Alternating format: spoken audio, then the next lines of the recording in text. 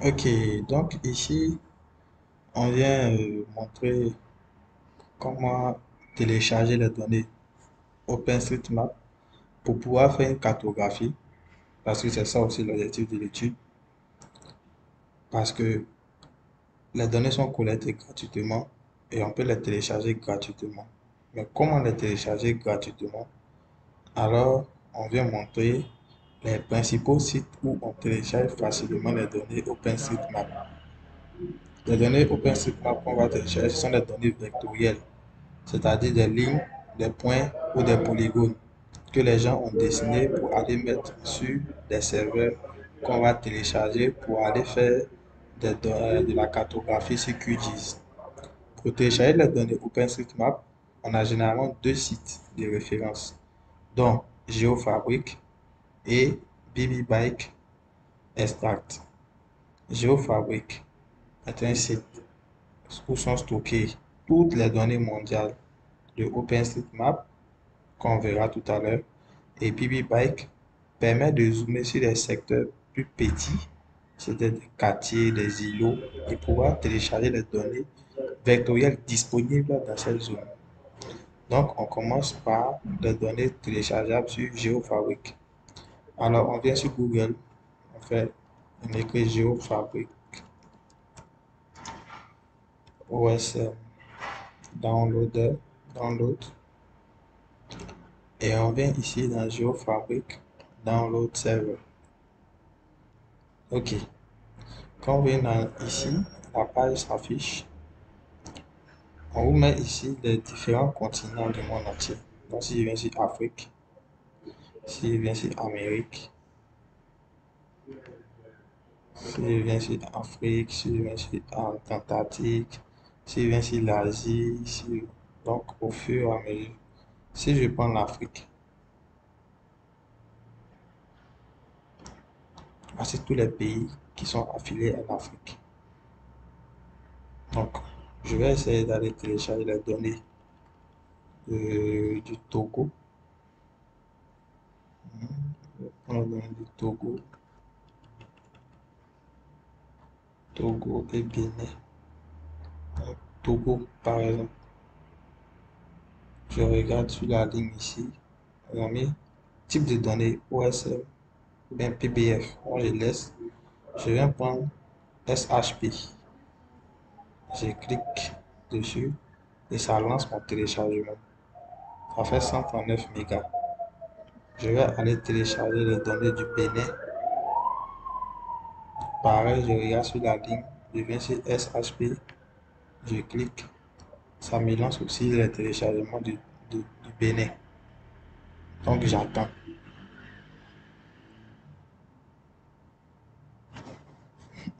Donc, on va attendre le téléchargement des données. Alors, ces données-là sont téléchargées au format shapefile, mais ça arrive sous la forme de WinRAR. Donc, quand ces données-là arrivent, il faut les décompresser. Il faut les décompresser afin de pouvoir ouvrir le dossier et pouvoir exploiter les données qui sont à l'intérieur.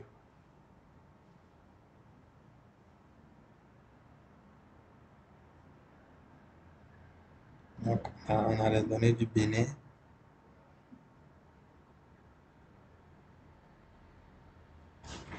Ok, très bien. Donc, je vais dans téléchargement. Je vois ici Bénin, je vois ici Togo. Mais ça est en WinRAR. Donc, je vais extraire. Et quand c'est dans les dossiers où il y a des chaînes comme ça, il faut que les dossiers viennent sous format simple.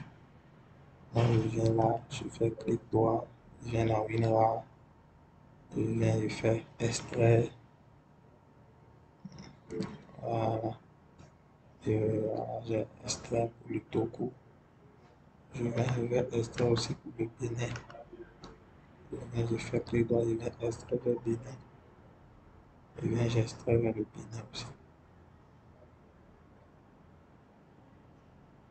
Donc, je vais ouvrir le dossier de Bénin, Togo. Vous allez voir, il y a des données qui ont plusieurs qui sont là. Et donc, vous allez après aller vérifier un site pour voir, parce que les données de OSM sont nommées en anglais. Et donc, pour comprendre, pour connaître le nom de la donnée, sinon que le type de données, par exemple, building, c'est tout ce qui est à rapport au bâtiment. Tous les buildings, c'est-à-dire tout ce qui est bâtiment. Quand on voit land use, occupation du sol, natural, tout ce qui est naturel. Il y a quoi encore? Place, tout ce qui est lieu, endroit. Ça peut être des villages, ça peut être des quartiers. POF, point d'intérêt, ainsi de suite. Donc, il y a beaucoup de types de données qui sont contenues à l'intérieur. Et vous allez remarquer que ce sont des données shapefile, donc, raison pour laquelle on a plusieurs données qui ont les mêmes noms. Mais pour ceux qui connaissent la nature des shapefiles, les shapefiles, ce sont des sous-données qui font un seul fichier. Donc, ce sont les données ici des géofabriques OpenStreetMap. Donc, ce sont les données détaillées, mais qui ne contiennent pas le découpage administratif. Il faut qu'on soit clair. Ce sont des données, c'est-à-dire tout ce qui est village, route, voilà, mais il n'y a pas de découpage administratif. Donc, je me retourne. Ces liens-là vous ont été aussi envoyés. Vous allez avoir le temps de pouvoir les traiter. Ça va. Donc, je vais maintenant aller télécharger les données issues de BB Bike. Comme ça, je lance et je viens ici. Dans BB Bike, je clique sur le premier lien et je peux taper par exemple ici, c'est les données en détail, c'est les données des secteurs. D'ailleurs, tu peux zoomer ici une grande ville, tu peux télécharger les données. Mais tu peux télécharger les données jusqu'à une petite échelle. Donc, je vais taper par exemple Cotonou. Puis je viens sur rechercher Cotonou, littoral Bénin. Je clique là-dessus. Ok. Donc, j'ai Cotonou ici. Je peux descendre, c'est-à-dire je peux zoomer sur Cotonou très bas. Voilà. Donc, si je veux avoir les données de la zone qui est là, pour pouvoir les cartographier après, je peux les avoir. Mais il faut bien cibler le truc, la zone en question pour pouvoir collecter les informations. Donc, je viens là, je vais essayer de prendre, par exemple, ces zones. Je dis par exemple, moi je veux télécharger des données qui sont là. C'est-à-dire les bâtiments, les routes, tout ce qui est donné, qui a été enregistré là, on pourra les télécharger. Qu'est-ce que je fais? Je viens ici, je mets mon mail. Moi j'ai déjà eu mon mail. Tu mets ton adresse mail et tu viens cliquer ici. Et tu choisis ta zone, c'est-à-dire la zone qui sera comprise dans le rectangle là.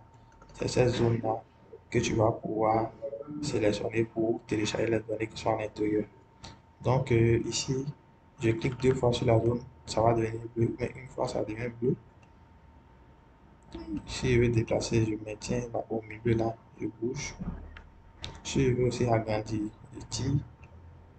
Donc ça agrandit, je viens. Voilà. Donc je viens là et je viens ici et je viens là et je viens cliquer sur Extract. Donc, Extract, on dit voilà, il faut. Donc, les données que j'ai sélectionnées là, on dit mais ces données-là me seront envoyées dans un délai de. Il faut entre 2 ou 7 minutes pour extraire une zone depuis la planète OSM. Voilà. Donc, je vais attendre ici les données qui vont venir. Voilà. Je vais attendre ici les données qui vont arriver. On dit d'attendre entre 2 et 7 minutes. J'attends.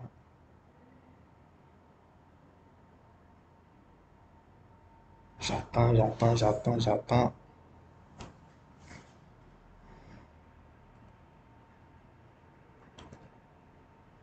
Je patiente. Patiente.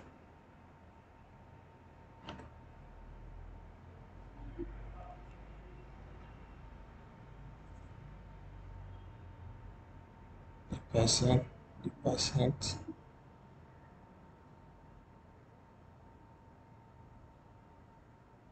Patiente.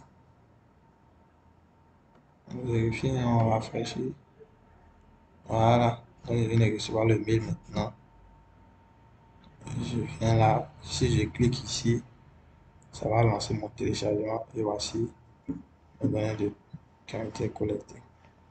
Donc, je viens dans téléchargement. Je viens faire pareil ici. Je fais comme ça. Extrait vers. Et j'ai mes données qui ont été collectées. Et à l'intérieur de ces chiffres, voilà, building, bâtiment, land use, ce sont les mêmes types. Donc j'ai mis un site dans le mail, routes, ce sont les routes, tout ça. Voilà. Donc ce sont là les données qu'on peut télécharger, qui ont été collectées sur OSM qu'on peut télécharger. Je vais vous montrer aussi un site sur lequel vous pouvez télécharger le découpage administratif de votre pays. Donc, je vais aller GADM. Dans GADM, vous venez, vous cliquez ici. Vous prenez Data. Vous venez by Country. Vous choisissez le pays. Si c'est Bénin.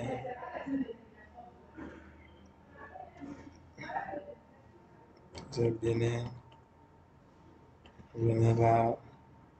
Vous cliquez sur Shapefile. Ça va lancer normalement le téléchargement.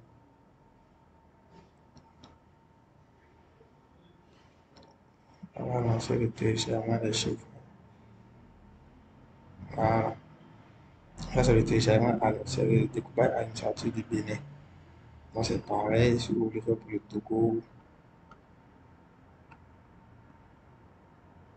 Togo.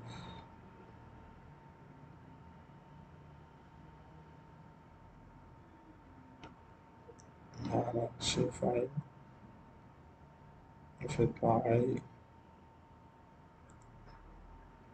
Donc, ça télécharge pour le Togo. Ah, c'est le Bénin. Ah, pour le Bénin, c'est pas confirmé. Ok. Donc, c'est ici qu'on télécharge les données administratives, le découpage administratif des pays. Voilà, c'est ici qu'on télécharge le découpage administratif des pays.